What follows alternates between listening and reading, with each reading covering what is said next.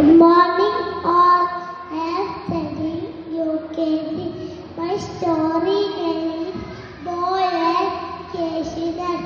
Sunny was very fond of cashew nut.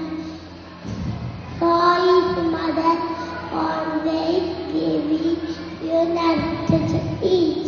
He always asked for more.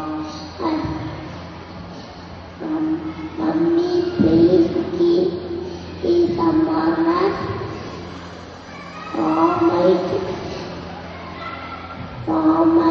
My mama said, "Oh my dear, don't eat too much, otherwise you will get stomachache." One day, Sunny was alone down. He took a jar of cashew nuts and eat so many cashew nuts. Next day, in ecstasy,